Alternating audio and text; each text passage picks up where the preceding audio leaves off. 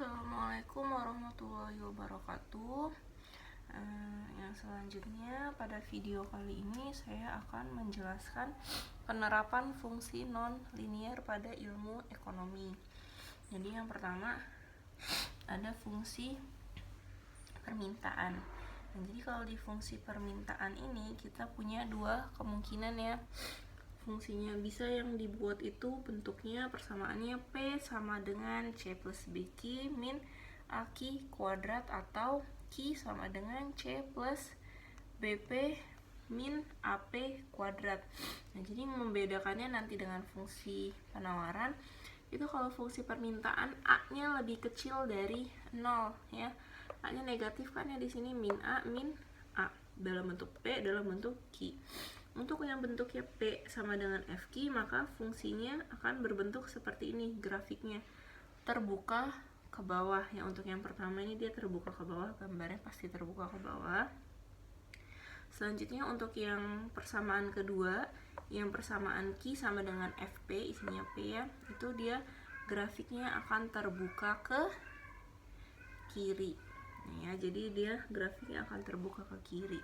Untuk titik puncaknya itu sudah dijelaskan di video yang sebelumnya. Jadi kalau yang dia P sama dengan, maka dia titik puncaknya adalah min B per 2A dengan min B kuadrat min 4AC per 4A. Kalau yang Q sama dengan FP, itu titik puncaknya dibalik. Jadi min dari B kuadrat min 4AC per 4A dengan min B per 2A. Jadi ini langsung ke contoh 8.2. Contoh 8.1 udah mirip pengerjaannya, cara membuat gambarnya dengan yang contoh fungsi kuadrat tadi. Jadi jangan bingung ya kalau tadi kita di materinya kita pakainya X sama Y, di penerapannya kita ganti P dan Q dengan P itu adalah pengganti P itu berada pada sumbu Y dan Q berada pada sumbu X. Ini contoh yang 8.2, kita punya Q-nya sama dengan 64 min 8P min 2P kuadrat. Gambarkan fungsi permintaannya. Jadi kalau kita mau gambar, kita perlu mencari dulu nih titik-titiknya, ya kan? Kita perlu mencari titik-titiknya. Jadi kita cari dulu titik-titik yang berpotongan dengan sumbu Q ya.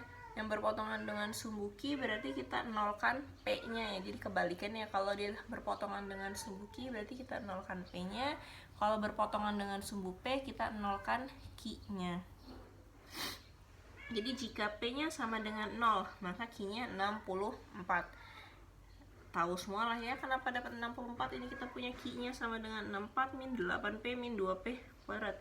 P-nya ganti 0 semua, berarti yang punya P kan habis ya, jadi 0 semua. Jadi Q-nya sama dengan 64, sehingga titik potong pada sumbu Q-nya itu adalah 64 dan 0.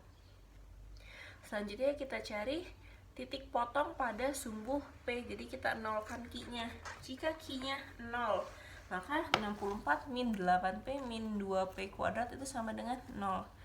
Fungsi aljabar ya, fungsi aljabar biasa. Jadi fungsi kuadrat itu kita mau mencari akar-akarnya. Jadi P1-nya berapa, P2-nya berapa. Biar lebih gampang disederhanakan, bisa dibagi 2 semua. Kalau nggak bisa disederhanakan ya jangan disederhanakan, jangan dipaksa. Kalau bisa disederhanakan semaksimal mungkin. Jadi sehingga memudahkan kalian dalam mengerjakannya. Sederhanakan sama-sama dibagi 2. 32 min 4P min P kuadrat, ada kuadratnya di sini.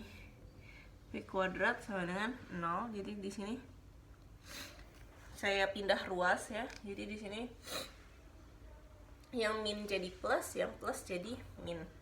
P kuadrat plus 4P min 32 sama dengan 0. Nah, ini yang mau kita akarkan.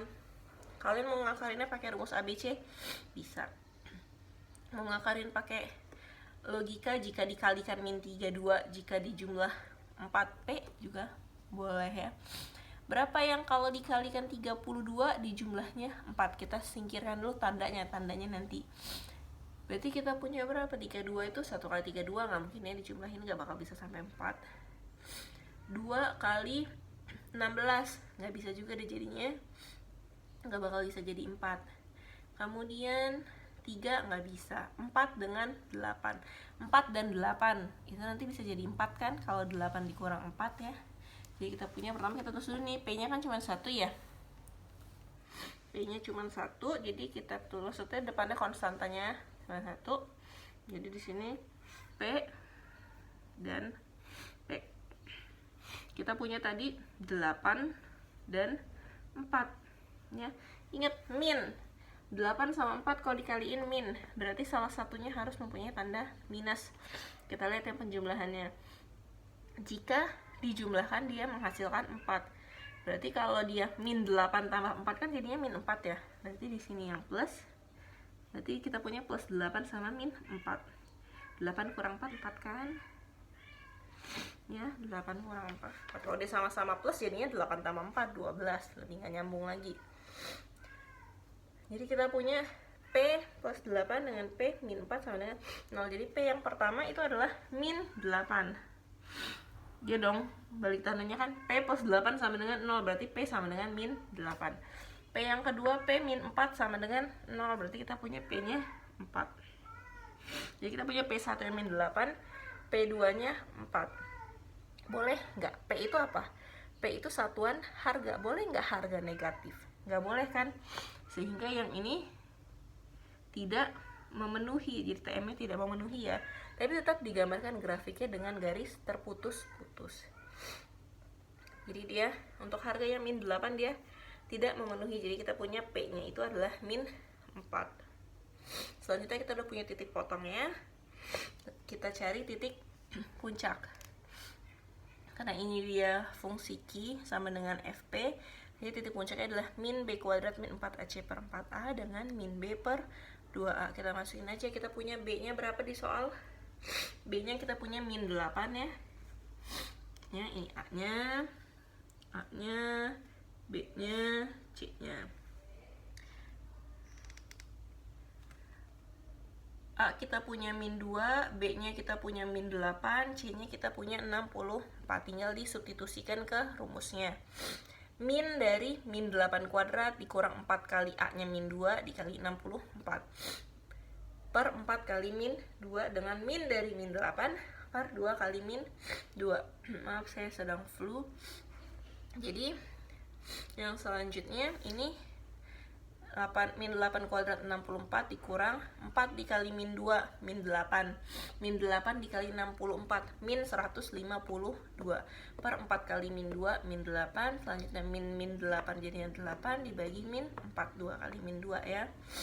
Selanjutnya kita punya min 64 ditambah ya, ini kan jadinya kan 64 ditambah ya, min ketemu min jadinya plus 64 ditambah 512 576. Tapi ingat punya tanda min di depannya, jadinya min 576 dibagi min 8. Maaf, itu yang berikutnya 8 dibagi min 4 itu adalah min 2. 8 bagi 4 2, karena dia ada minusnya jadi min 2. Jadi kita punya titik puncaknya adalah 72 dan min 2. Selanjutnya tinggal digambarkan. Saya hapus ya yang ini.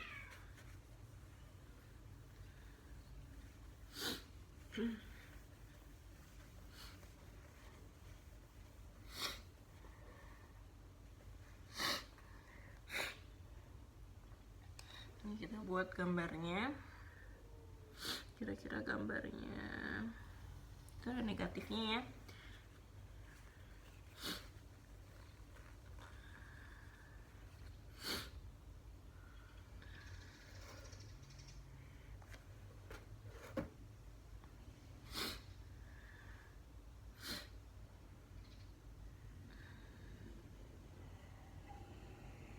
Jadi kira-kira saja buat gambarnya.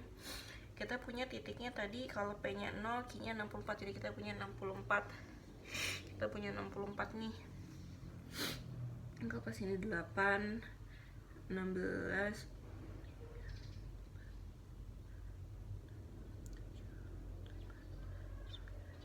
8, 16, 24, 32, 40, 48, kemudian 56, 64, terus tuh 72 ya. Kita punya di sini ya 64 sama 0. Terus yang berikutnya kita punya titiknya berapa lagi? Kalau Q-nya 0, P-nya min 8. Di sini buat kita buat di sini Q-nya 0. Q-nya 0, P-nya min 8. Kita buat ini kelipatan 2, 4, 6, 8 di sini ya, titiknya lagi. Min 2, min 4, min 6, min 8. Selanjutnya Q-nya 0, P-nya 4 di sini. 2, 4, 6, 8. Ini 2, 4, 6, 8 berarti di sini. Kita udah punya titik-titiknya. Titik puncaknya berada di 72 dan min 2. Titik puncaknya di sini. Ya, ini titik puncaknya. Jadi kita tinggal melanjutkan gambar, tinggal dihubungkan antar titiknya. Nah, kalau di sini kan tadi dia yang min 8 tidak memenuhi karena ada negatif. Jadi kalau untuk daerah yang negatif itu gambarkannya dengan garis terputus-putus. Jadi kalau yang di buku tuh harusnya yang dari titik ke 64 ke titik 72, min 2 itu juga terputus-putus ya, karena kan nggak mungkin harga negatif, betul. Begitu juga dengan jumlah, nggak mungkin jumlah barang negatif. Jadi yang digambarkan kurvanya itu hanya yang positif. Maaf ya kalau gambarnya jelek, saya juga berusaha. Putus-putus. Nah, di sini putus-putus. Di sini juga putus-putus. Semoga gambar saya bagus. Di jadinya ke sini. Ya, anggap aja min 8-nya di sini lah ya.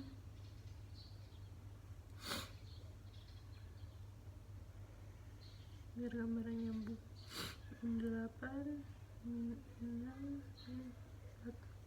Nah, jadi gambarnya kira-kira seperti ini. Jadi kuncinya itu cuman kalian menentukan titik-titiknya dulu. Titik-titiknya udah ada, tinggal dibuat grafiknya. Jadi sekian contoh fungsi permintaan yang pertama. Akan saya lanjutkan pada video yang berikutnya. Assalamualaikum warahmatullahi wabarakatuh.